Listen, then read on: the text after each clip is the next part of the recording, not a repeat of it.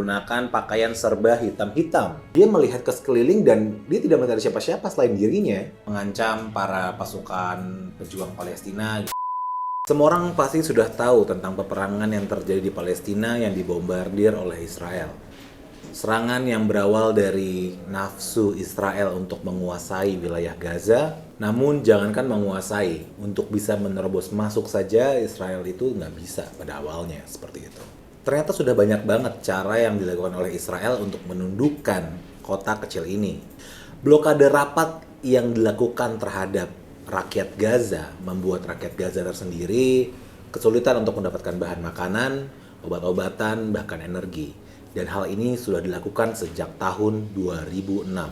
Namun penduduk Gaza tetap bertahan, bahkan perlawanan Gaza terhadap penjajahan Zionis semakin menguat. Sejak akhir 2008 hingga awal 2009, Israel melakukan serangan habis-habisan ke wilayah kecil ini. Mereka mengguyurkan ratusan ton bom dan mengerahkan semua pasukannya, bahkan sampai pasukan cadangannya, seperti itu. Namun sekali lagi negara yang memiliki militer salah satu terkuat di dunia ini harus mundur dari jalur Gaza. Di atas kertas, senjata AK-47, roket buatan, roket anti-tank perang, RPG, dan ranjau sebenarnya tidak mampu untuk mengalahkan pasukan Israel yang sangat kuat. Apalagi Israel memiliki pesawat dan tank yang canggih seperti Markava, pesawat tempur canggih F-16, dan bahkan ribuan ton bom canggih buatan Amerika Serikat. Akan tetapi di sana selalu ada kekuatan lain yang membantu rakyat Palestina untuk melawan Zionis. Kekuatan yang membuat para mujahidin ini, membuat para penjajah ini untuk meninggalkan kota Gaza dengan tatapan tertunduk. Dengan berbekal hanya senjata-senjata kuno, ternyata ada bantuan lain yang katanya membantu para mujahidin di tanah Palestina untuk melawan para penjajah Zionis. Kisah tentang munculnya pasukan lain yang berjuang bersama para mujahidin, semerbak harum jasad para syuhada, serta beberapa peristiwa aneh mewarnai kisah pertempuran yang ada di dalam jalur Gaza. Kisah-kisah ini beredar di kalangan rakyat Palestina, di mana adanya pasukan lain tersebut yang tadi saya sudah ceritakan ya. So, pada malam hari ini Aku Takut malam ini akan menceritakan tentang pasukan berseragam putih di Gaza. So, teman-teman, kita langsung bahas aja di episode spesial Perang Israel Palestina di Aku Takut.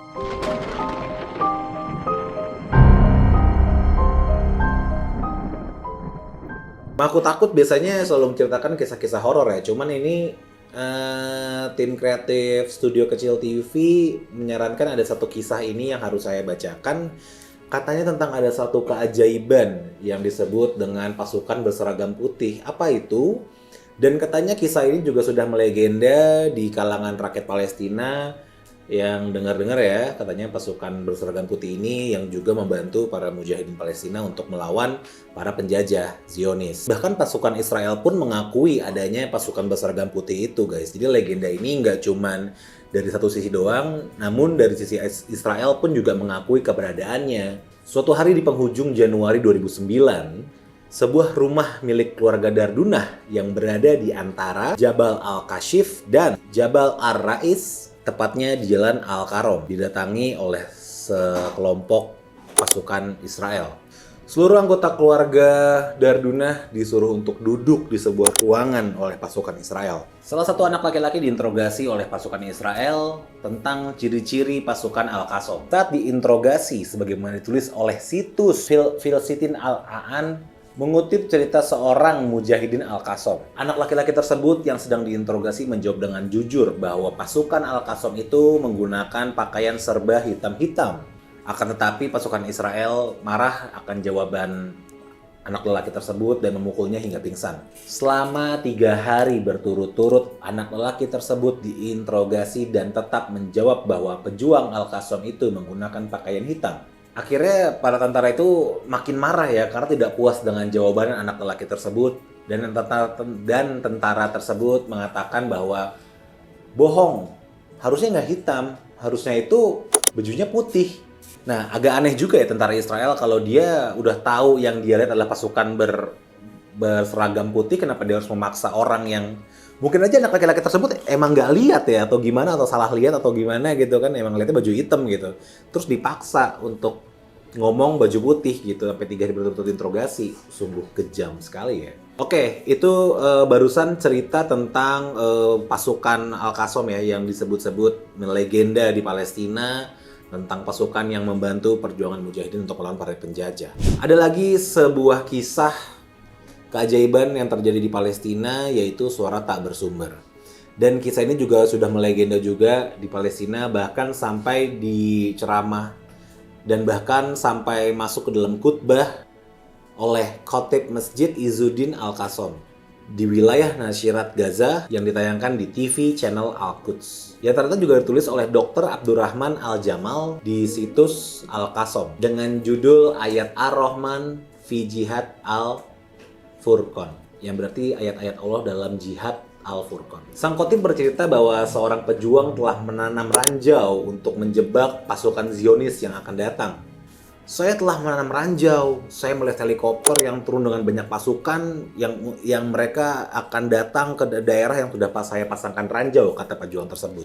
Akhirnya pejuang tersebut kembali ke markas karena ia mengira jumlah musuh terlalu banyak, ranjau tidak akan bisa untuk menanggulangi musuh sebanyak itu.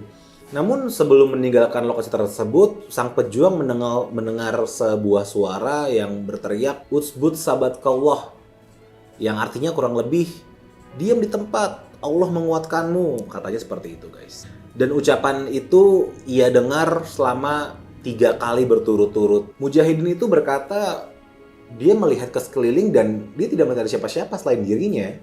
Jadi benar-benar ini suara siapa gitu. Tidak mungkin pasukan Israel kan jauh di sana gitu. Dan tidak ada pasukan lain, tidak ada orang-orang lain di sekitar mujahidin tersebut gitu.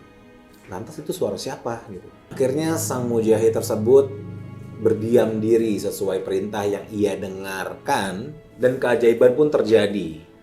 Tank-tank tersebut meledak secara amat sangat dahsyat dan bahkan sampai helikopter pun terpaksa harus mengangkut pasukan Israel yang jatuh dan lari kabur dari medan perang di situ. Cerita mengenai pasukan tak dikenal ini juga datang dari penduduk di wilayah Tal Islam, tepatnya di sebuah rumah susun ya. Ia melihat beberapa tentara mujahid itu sedang menangis di atas tangga gitu. Orang tersebut bertanya, "Kenapa kalian menangis?" Tanyanya seperti itu. "Kami menangis bukan karena kami takut dari musuh, tapi kami menangis karena bukan kami yang bertempur," katanya seperti itu. Di sana ada kelompok lain yang bertempur habis-habisan membombardir pasukan musuh hingga kami tidak bisa ikut bertempur.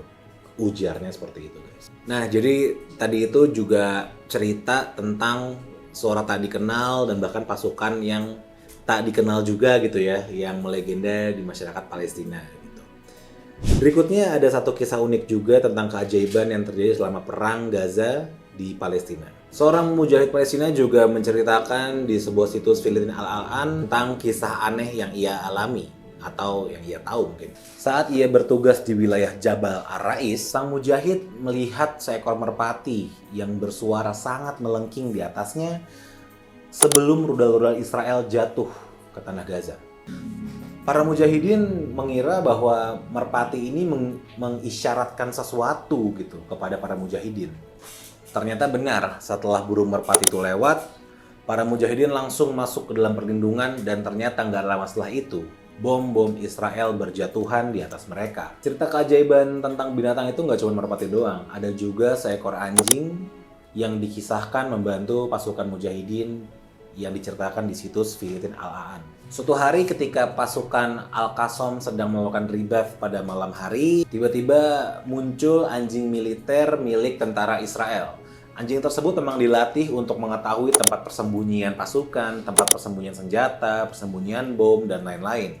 Dan anjing besar ini dengan wajah yang tidak bersahabat ya, mengancam para pasukan pejuang Palestina gitu yang sedang melakukan ribat di tengah malam. Kami diperintahkan untuk tetap di tempat ini. Jadi kamu pergi saja, kata seorang mujahid tersebut kepada seekor anjing itu. Gak lama setelah itu, anjing tersebut langsung duduk dan menjulurkan tangannya ke depan. Kayak langsung pose santai dan tenang gitu ya.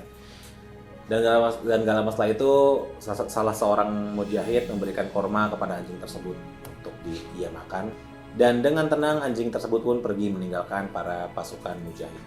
Nah, itu dia guys beberapa keajaiban yang dikisahkan di beberapa situs-situs yang kami temui.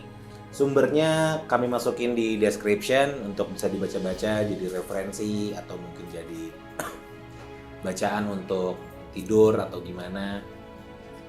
Well, emang Mahaku Takut ini konten yang berisikan kisah-kisah yang selalu dibilang mistis, di luar normal dan lain-lain. Dan namun di luar itu semua, kami Studio Kecil TV mengutuk serangan Israel kepada warga Palestina, karena diserang juga warga sipil dan anak kecil, wanita, dan lain-lain.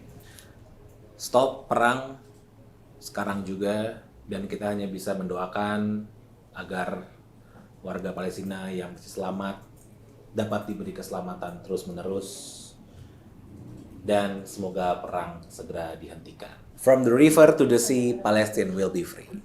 Jangan lupa untuk like, comment, dan subscribe Studio Kecil TV. Sampai jumpa di Mahaku Takut berikutnya. Kan? Anjir.